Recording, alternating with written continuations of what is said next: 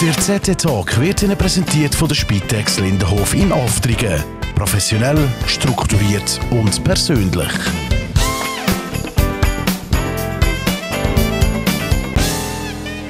Ende Oktober ist Zofingen wieder die Literaturhauptstadt der Schweiz. Herzlich willkommen zu dem ZT-Talk vom 27. bis 29. Oktober finden die traditionellen Zofinger Literaturtage statt mit dem Gastland Slowenien, also das gleiche Gastland wie immer auch an der Frankfurter Buchmesse. Was steht auf dem Programm? Das fragen wir heute die Programmleiterin, die sehr viele oder alle Bücher, wir erfahren jetzt nachher, schon gelesen hat. Auf jeden Fall freue ich mich sehr, mit ihr vorzuschauen auf die nächsten Zofinger Literaturtage. Bei mir im Studio herzlich willkommen, Julia Knapp.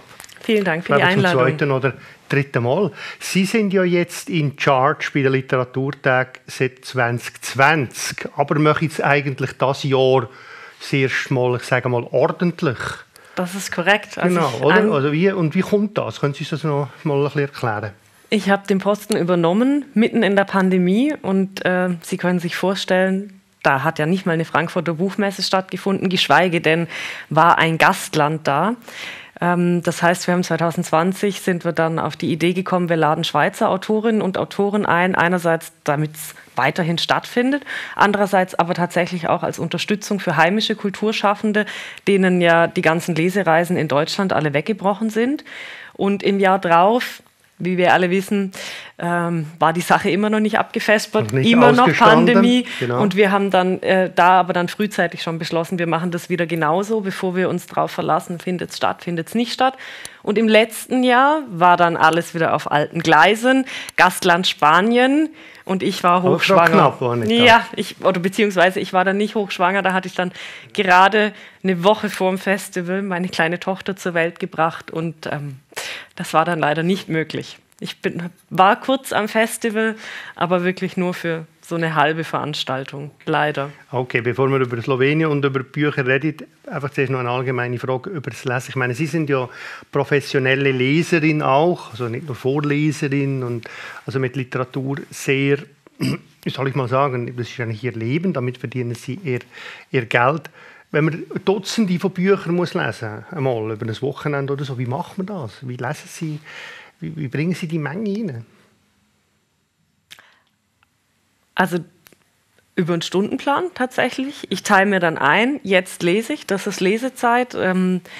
Ich weiß, es kommt immer darauf an, für was oder in welchem Modus ich lese. Wenn ich lese, um eine Moderation vorzubereiten, muss ich extrem gründlich lesen. Wenn ich lese, um zu kapieren, wäre das Buch was für die Literaturtage Zofingen, lese ich in einem anderen Modus, weil ich dann schneller lese und quer und entweder das packt mich oder das packt mich nicht. Es gibt dann 3 Stapel, ein Nein, auf gar keinen Fall, ein Vielleicht und ein Ja unbedingt Stapel. Und so dampfe ich dann ein. Aber das ist natürlich, Sie sagen, ein Wochenende, das ist ein längerer Prozess, bis man so eine Auswahl beisammen hat. Wie lange brauchst du so zum Screenen von einem durchschnittlichen Buch? 200-300 Seiten? Ach, das kann ich nicht sagen. Das kommt wirklich auf die Literatur an. Ist es noch Genuss? Ja. Also, der Nein-Stapel ist überhaupt kein Genuss. Da muss ich ganz ehrlich sagen. Aber der Ja-Stapel, die lese ich dann natürlich alle ganz. Und wenn das kein Genuss wäre, würde ich sie ja auch nicht auswählen für die Literaturtage. Und ja, also es muss mich packen und es muss mich beglücken, weil sonst glaube ich ja gar nicht dran, dass es die Gäste beglücken kann. Slowenien jetzt, wie gut können Sie Slowenien? Überhaupt nicht. Ich komme zu diesen Gastländern wie die Jungfrau zum Kinde. Ich habe keine Vorbildung, keinen blassen Schimmer und genau das ist auch die Grundvoraussetzung, die alle Besucherinnen und Besucher der Literaturtage haben sollen oder dürfen. Das ist ja auch Sinn des Festivals. Wir wollen das Gastland vorstellen, näher bringen. Bei uns gibt es was zu entdecken, was man vorher nicht weiß. Also man kann wirklich ganz unbedarft zu uns kommen und man braucht keine irgendwie so überhaupt nicht. Wissen. Und Slowenisch, können Sie ein paar Sätze, Wörter inzwischen Slowenisch? Ich kann Ihnen sagen, Dober tek, das heißt guten Appetit.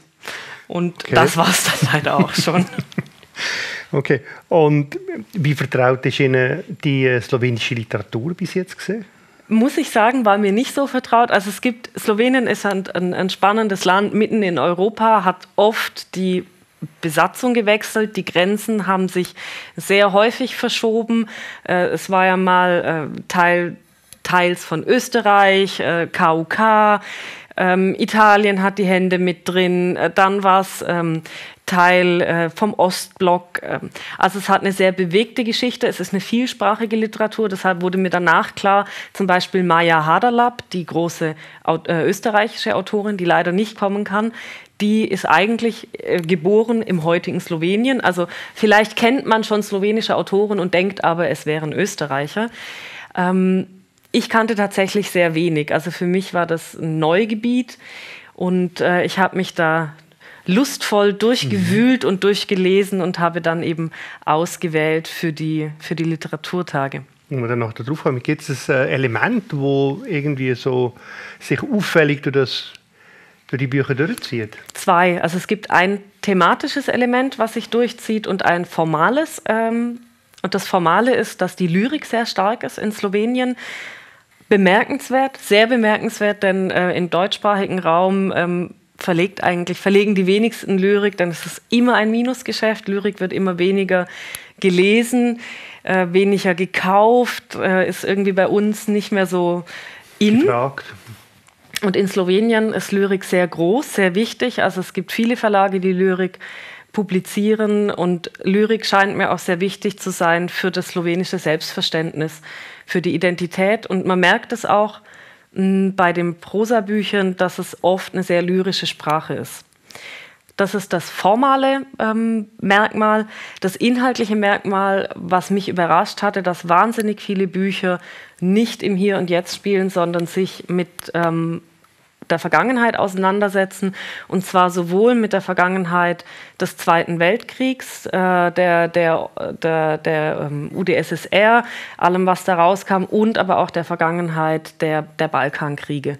Also die bewegte Vergangenheit, wo da sich widerspiegelt in der Literatur. Es gab wirklich wenig, was im Hier und Jetzt spielt und ich hatte das Gefühl, dass das Land noch sehr im Aufarbeiten oder der literarische Teil des Landes es ist literarisch noch nicht aufgearbeitet worden, was da alles passiert ist. Genau. Reden wir doch jetzt über das aktuelle Programm. Ich habe kurz ins Programmheft hineingeschaut. Mir fällt auf, dass viele Leute immer wieder kommen. Müller-Drossard zum Beispiel. Andere auch, also bekannte Namen. Das ist eigentlich ein gutes Signal für die Zoffinger Literaturtag. Es freut uns natürlich wahnsinnig, dass wir so ein Team haben, was den Zoffinger Literaturtagen über die Jahre treu bleibt, auch gerne wiederkommt. Monika Scherer wird dieses Jahr zum Beispiel wieder moderieren. Thomas und Ariela Saarbacher werden auch wieder lesen. Yvonne Oesch von der Kleinen Bühne hier wird auch wieder lesen. Wir haben Leute, die gerne wiederkommen. Christina Kapretz hat mir letztes Jahr geschrieben, die Zoffinger Literaturtage waren das Highlight ihres Jahres, wann es das nächste Jahr wieder stattfindet. Und natürlich ist es für uns auch toll, weil wir nicht Leute wieder neu einlernen müssen, ihnen erklären, worum es geht. Die kommen, die kennen das Gelände, die wissen, wie das läuft mit der Verdolmetschung. Also es ist für uns weniger Aufwand und es ist natürlich wie eine kleine Familie, die sich einmal im Jahr zum Sippentreffen trifft. Was sind so die Highlights bei den Veranstaltungen? Ich habe ja eingangs erwähnt, dass wir einen starken Lyrikschwerpunkt haben in Slowenien und da gibt's, ich zeige mal drauf, das ist dieses Buch, Mein Nachbar auf der Wolke, eine große Anthologie über 200 Jahre Lyrik in Slowenien, hervorragend recherchiert, thematisch zusammengestellt. Das wollten wir präsentieren, aber stellen Sie sich jetzt vor, eine Lesung, 1 Stunde lang Lyrik. Das geht natürlich nicht. Das ist sehr ermüdend für die meisten. Und da ist mir eingefallen, dass der Limmert Verlag, der Zürcher Limmert Verlag, vor wenigen Jahren das Buch Moderne Anthologie, Moderne Lyrik der Schweiz herausgebracht hat. Und jetzt setzen wir die beiden Herausgeber auf ein Podium und lassen sie darüber sprechen. Gibt es eine landestypische Lyrik? Kann man ein Land im Gedicht festhalten? Also diese 2 Feldversuche, die Schweizer Lyrik und die slowenische Lyrik irgendwie in ein Buch zu stecken und zu sagen, das ist jetzt die Auswahl. Ja, wie trifft man denn überhaupt so eine Auswahl? Da freue ich mich sehr drauf, dass Roger Perry und Alice Steger zusammen über Lyrik sprechen über Lyrik und aber auch eben über diese spezielle Frage der landestypischen Lyrik sprechen werden. Das ist sicherlich ein Highlight. Ein weiteres Highlight, außergewöhnlich in diesem Jahr, wir werden eine Politveranstaltung machen. Das wurde mir klar im Laufe der Recherchen, als ich gemerkt habe, da wird so viel geschrieben über die politische Vergangenheit, über die bewegte politische Vergangenheit. Wir sollten darüber was machen und wir haben jetzt am Sonntagnachmittag unter dem Titel Balkanalien einen Polit-Talk. Auf dem Podium sitzen Samira Kentritsch, die hat eine Graphic Novel gemacht, das liegt gerade da unten, das Buch, was der Veranstaltung den Titel gegeben hat, Balkanalien. Ferner sprechen Cyril Stieger und Enver Robelli, das sind ehemalige Korrespondenten für den Tagi und für die NZZ, die den Ostblock sehr gut kennen, und der Dolmetscher und Autor Karl Rühmann, der in Kroatien aufgewachsen ist und sehr lange im Militär dort gedient hat und nochmal eine ganz andere Inneneinsicht hat. Und das wird eine sehr, sehr spannende Diskussion werden. Wo steht Slowenien heute? Wo steht der ganze Balkan? Ich habe das Gefühl, wir haben so einen ganz geringen Einblick hier in der Schweiz und ich hoffe, dass wir da wirklich nochmal ein Fenster öffnen können. Genau, nicht nur ein Einblick in die Literatur, sondern auch in die Geschichte. Genau, das ist ja auch Sinn der Literaturtage. Wir wollen das Land sofern möglich als Ganzes vorstellen. Und vielleicht noch 2, 3 Bücher. Also, ich freue mich sehr, dass wir die aktuelle Bachmann-Preisträgerin Anna Marwan für uns gewinnen konnten. Sie kommt mit ihrem Roman Verpuppt. Das wird sicherlich ein Highlight werden. Den Namen kennt man jetzt, seitdem sie letztes Jahr in Klagenfurt gewonnen hat. Und ein Name, den vielleicht viele auch schon mal gehört haben, ist Drago Jančar. Drago Jančar ist der Grand Seigneur der slowenischen Literatur und es freut mich sehr, dass er der Einladung gefolgt ist und uns mit seinem neuen Buch Als die Welt entstand, das steht ganz vorne, beehren wird. Das ist, muss ich auch gestehen, der einzige, den ich einfach blind ausgewählt habe. Ich habe gehört, es kommt ein neuer Jančar. Ich habe den Verlag angerufen und habe gesagt, ich will ihn. Lange bevor überhaupt die Übersetzung fertig war, bevor ich ein PDF bekommen habe, geschweige denn das Buch. Gar nicht müssen lesen, genau. Nein, ich wusste, den müssen wir haben. Und es ist schön, dass es gelungen ist. Okay. Und vielleicht noch einfach eher ganz persönliche Highlight. Gibt es da irgendetwas, wo Sie sagen, also das ist mein ganz persönliches Ding? Ich freue mich wahnsinnig auf Natascha Kramberger. Die kommt mit ihrem Roman Verfluchte Misteln. Bei diesem Buch habe ich Tränen gelacht. Es scheint mir eine wahnsinnig lustige Frau zu sein, habe ich auch im Mailkontakt gemerkt. Das ist die Geschichte einer Schriftstellerin, die den Bauernhof ihrer Großmutter übernehmen will und auf Biobauernhof umtrimmen und in einem Fort scheitert und scheitert und scheitert. Es ist zum Piepen komisch. Da freue ich mich wirklich sehr drauf.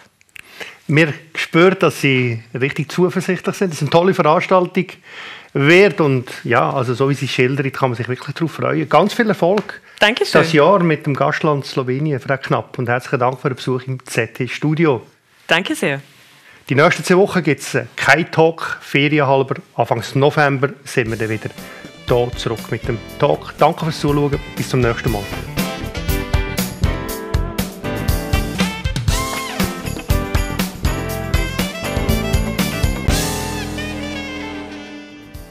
Der ZT-Talk ist Ihnen präsentiert worden von der Spitex Lindenhof in Aftrigen. Professionell, strukturiert und persönlich.